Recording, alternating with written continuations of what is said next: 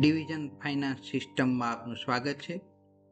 Division finance સિસ્ટમમાં હાલ આપણે અસાઇન ફાઇનલ વાઉચર નંબર અને ફોર્મ નંબર 35 એમાં સુધારો કરી દીધો છે અને તે અપડેટ કરી દીધો છે. હવે નવા સુધારા પ્રમાણે ફાઇનલ વાઉચર નંબર જે છે તે આપણે બધામાં પાડીએ છીએ, દરેકમાં.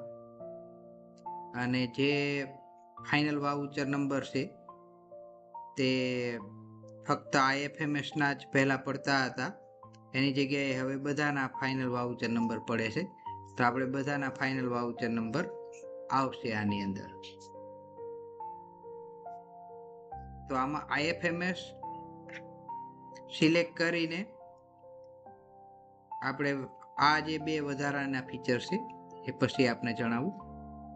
અહીંયા અસાઇન ફાઇનલ વાઉચર નંબર આપણે પહેલા કરતા હતા એ જ રીતે કરી શકીશું, પણ અહીંયા IFMS સાથે સાથે સિમ્પલ રિસિપ્ટ, કન્ટીજન્સી છે, નોન ડિપાર્ટમેન્ટલના છે, SNNI છે અને IFMS સ્કીમના પણ છે. આ બધાના ફોર્મ નંબર 35 આપણે અલગ અલગ ડાઉનલોડ કરી શકીએ છીએ, એવો ઓપ્શન રાખેલો. જનરલી આપણે જે એજી ઓફિસમાં મોકલવાના થશે તે ફક્ત સિમ્પલ રિસિપ્ટનું થશે, એટલે આપણે અહીંયા સિમ્પલ રિસિપ્ટ સિલેક્ટ કરીને ડાઉનલોડ કરીશું. પણ જ્યારે આપણે ફાઇનલ વાઉચર નંબર અસાઇન કરવાના છે ત્યારે આપણે IFMS સિલેક્ટ કરીને આપીશું, એટલે એક સાથે આપી દેશે. હવે ધારો કે અહીં સિમ્પલ રિસિપ્ટ કરીને અસાઇન ફાઇનલ વાઉચર નંબર કરીશું તો આપણને આ મેસેજ બતાવશે કે સિમ્પલ રિસિપ્ટ બિલ પ્રકારના IFMS નો હોવાથી તેના ફાઇનલ વાઉચર નંબર અલગથી નહીં આપી શકાય. IFMS ના બધા વાઉચર સાથે નંબર આપવા માટે પેમેન્ટ મોડ અથવા સ્કીમમાં IFMS સિલેક્ટ કરો. એટલે IFMS સિલેક્ટ કરીને આપણે ફાઇનલ વાઉચર નંબર અસાઇન કરવાના છે. મેં આમાં હાલ ફાઇનલ વાઉચર નંબર અસાઇન કરેલા છે, એટલે આપણે ફરીથી રન કરીશું તો એ જ બતાવશે કે ફાઇનલ વાઉચર નંબર ઓલરેડી આપણે અસાઇન કરેલા છે. પસંદ કરેલા એડવાઇઝ મહિના મેમાં તમામ વાઉચરને ફાઇનલ વાઉચર નંબર પહેલેથી જ આપી દેવામાં આવ્યા છે. શું તમે ફરીથી ડાઉનલોડ કરવા માંગો છો? યસ ઉપર ક્લિક કરશો તો ફરીથી એ ડાઉનલોડ થઈ જશે. અને જ્યારે આ ફાઇનલ વાઉચર નંબર આપે છે ત્યારે મોબાઈલ એપ્લિકેશનમાં પણ તે નંબર આવે તેના માટે ઓલરેડી કરેલું છે, પણ તેના માટે જે તે ફાઇનલ વાઉચર હોય એને આપણે મોબાઈલ સ્કેન કરેલા હોવા જોઈએ અથવા તો તેને રિસીવ કરેલા હોવા જોઈએ. હવે કોઈ પણ વાઉચરનો નંબર બદલાયેલ નથી અને તમામ વાઉચરને પહેલેથી જ ફાઇનલ વાઉચર નંબર આપેલ છે, તો આપણે કંઈ યસ આપવાની જરૂર નથી. પણ જો મોબાઈલ સ્કેન એ પછી તમે કર્યા હોય વાઉચરો રિસીવ, તો આપણે મોબાઈલ સ્કેનમાં તેમનો ડેટા ન મળતો હોય તમને, તેનો ફાઇનલ વાઉચર નંબર ને એવું, તો આપણે તેના ઉપર ક્લિક કરીશું યસ ઉપર, તો આપણે મોબાઈલ સ્કેનથી મળશે. તો અહીં ફરીથી ક્લિક કરીશું તો એ ફરીથી મોબાઈલ સ્કેનનો ડેટા અપડેટ કરશે. પણ એવા વાઉચરનો ડેટા અપડેટ જનરલી થાય કે જે વાઉચર્સ આપણે રિસીવ કરેલા હોય અથવા તો માર્ક કરેલા હોય. ઓકે, હવે ફાઇનલ વાઉચર નંબર અસાઇન થઈ જાય પછી આપણે IFMS નું પેમેન્ટ મોડ રાખીને પણ final number form number 35 download કરી શકીશું. પણ જનરલી આપણે જે મોકલવાનું છે તે સિમ્પલ રિસિપ્ટ છે એજી ઓફિસમાં મોકલવા માટે, તો એ રાખીને આપણે ફોર્મ નંબર 35 ડાઉનલોડ કરીએ અને આ બ્લેક એન્ડ વ્હાઇટ જે છે પ્રિન્ટ વ્હાઇટ વાળું એ જ આપણે ડાઉનલોડ કરીશું. બીજી પણ કલર વાળી તમારે પ્રિન્ટ કાઢવી હોય તો તમે કાઢી શકો છો. ફાઇનલ વાઉચર નંબર ઓકે છે, એ ફરીવાર એકવાર વેરીફાઈ કરશે દર વખતે. જો નહીં હોય તો તમને ફરીથી કહેશે કે રન કરો. ચેન્જ થતા હશે તો પણ તમને મેસેજ આવશે કે આટલા વાઉચરના ફાઇનલ વાઉચર નંબર ચેન્જ થાય છે. જનરલી તો જ થાય કે જો આપણે એડવાઇસ ડિલીટ વચ્ચેથી કરી હોય કે એવું કંઈ કર્યું હોય તો. હવે આ ફોર્મ નંબર 35 ડાઉનલોડ થઈ ગયું છે. ફોર્મ નંબર 35 જે છે તે એક્સેલમાં પણ ડાઉનલોડ થશે અને એજી ઓફિસમાં આપણે જે મોકલવાનો ક્રમ હોય તે પ્રમાણે પણ ડાઉનલોડ થશે. આપણે એજી ઓફિસમાં ફક્ત સિમ્પલ રિસિપ્ટ મોકલીએ છીએ હવેથી, તો અહીંયા સિમ્પલ રિસિપ્ટ જે છે તેમાં આમાં વાઉચર ઓછા હશે, એટલે હવેથી આ સિમ્પલ રિસિપ્ટનો ક્રમ હશે તો SR19 એવું હશે એનો, SR સિમ્પલ રિસિપ્ટ માટે. તો આ સિમ્પલ રિસિપ્ટનું 19 નંબરનું વાઉચર છે, એ જ રીતે સિમ્પલ રિસિપ્ટનું 18 નંબરનું વાઉચર છે, સિમ્પલ રિસિપ્ટના 12, 7, 10, 3, 4, 11 આવી રીતે અલગ અલગ 5, 6, 1, 2, 8, 9 એટલે બધા વાઉચર આવી ગયા હશે. ટોટલ 19 વાઉચર જ છે એટલે બધા વાઉચર આની અંદર આવી ગયા અને હેડ વાઇઝ આનું બની જાય છે. સાથે સાથે આની એક્સેલ પહેલા આપણે ડાઉનલોડ થતી જ હતી એ રીતે એક્સેલ થાય છે. અને ફોર્મ 35ના આપણે કઈ રીતે કયા ક્રમમાં મોકલવાના છે, એકચ્યુઅલી ત્યાં જે ક્રમ છે એ જ છે, પણ આની અંદર થોડા ઓછા પેજમાં આવે અને અહીં જાણવા મળે કે આ કઈ એન્ટ્રીનો કયો પ્રકાર જે છે એ આપણે મોકલવાનો છે. ગુજરાત ટેન્ડર એન્ટ્રી 24 આ તો એની એડવાઇસની ડેટ હશે અને આ એનું કયો બિલ રજિસ્ટર નંબર હશે ને ઈ પેમેન્ટ કોડ હશે. તો આપણે એની ખાસ જરૂર નથી હોતી, પણ આમાંથી લખવું હોય તો આપણે લખી શકીએ. જનરલી મોબાઈલ એપ્લિકેશનમાંથી જ લખવું વધારે બેટર રહેશે. તો મોબાઈલ એપ્લિકેશનમાંથી જ્યારે આપણે સ્કેન કરીશું ત્યારે આપણને જે ડેટા મળશે તેમાં ટ્રેઝરી વાઉચર નંબર તેમાં ટ્રેઝરી વાઉચર નંબર હશે, ડિવિઝન વાઉચર નંબર હશે, એની નીચે ડેટ હશે ટ્રેઝરી એપ્રુવલ ડેટ વાળી, અને એની નીચે ઈ પેમેન્ટ કોડ હશે જે આપણે વાઉચરની પ્રિન્ટ હોય તેમાં આપણે પછી લખી દેવાનો હોય છે.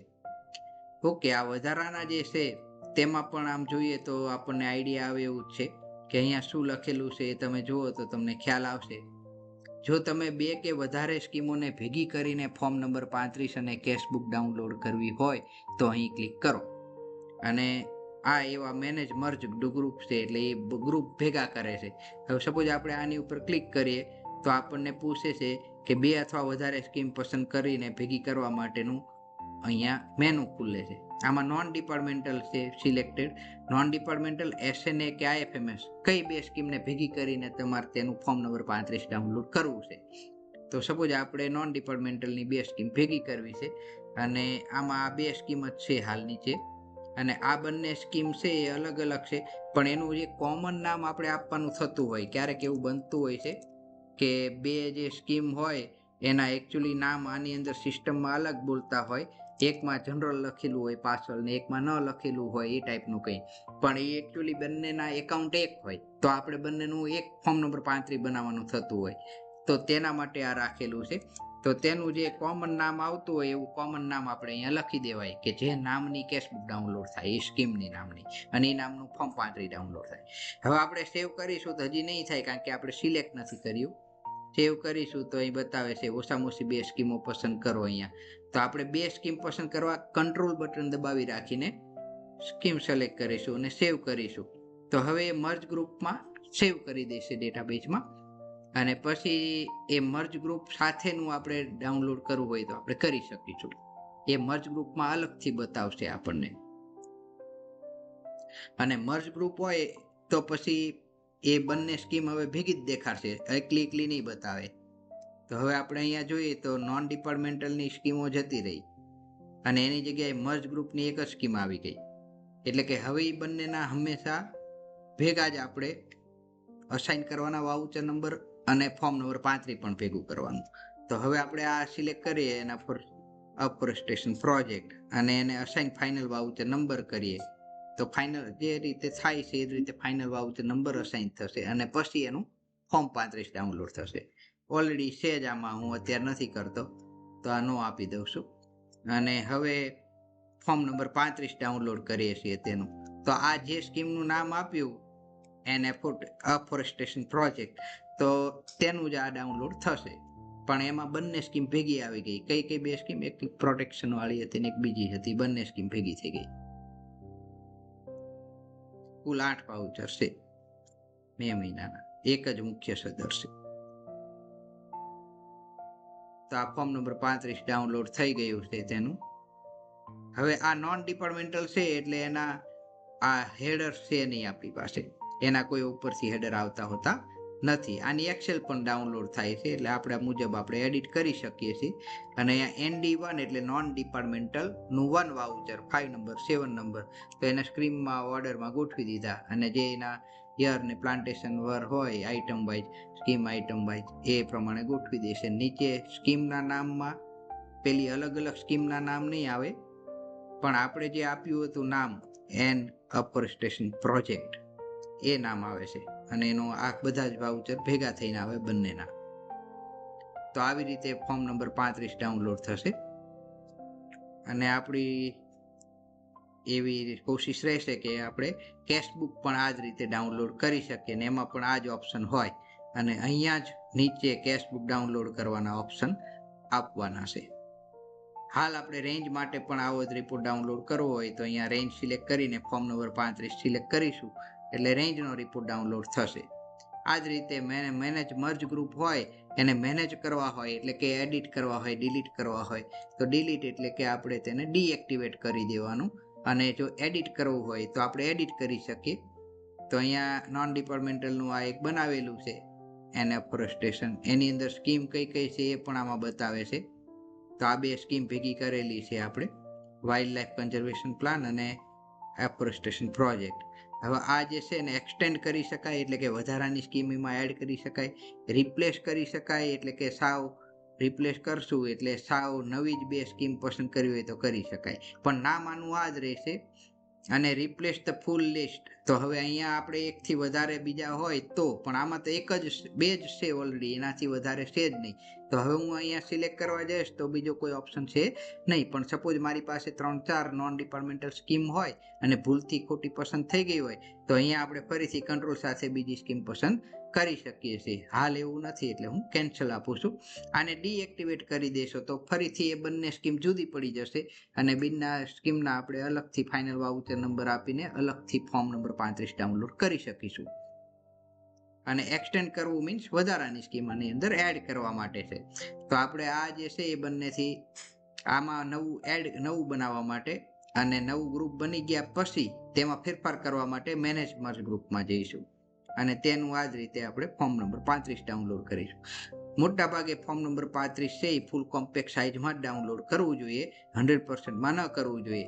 ખાસ કરીને જ્યારે તમારું વાઉચરની ડેટા બહુ મોટો હોય અને જ્યારે એક આખા પેજમાં પણ ઘણીવાર ન સમાતો હોય તો એવા કિસ્સામાં ક્યારેક એવું બની શકે છે કે ફોર્મ નંબર 35ની અંદર એક પેજમાં પણ બધો ડેટા ન આવે, તો ત્યારે જો તમે ફૂલ કોમ્પેક્ટ નહીં રાખ્યું હોય તો એવું બની શકે કે ડેટા થોડો ઘણો કપાય, પણ ફૂલ કોમ્પેક્ટ રાખશો તો કોઈ ડેટા જનરલી કપાશે નહીં. છતાં આ રિપોર્ટ હાલ નવા હોવાથી એકવાર વેરીફાઈ કરી લેજો. કંઈ પણ હોય તો અમને જણાવજો. Okay, have a nice day.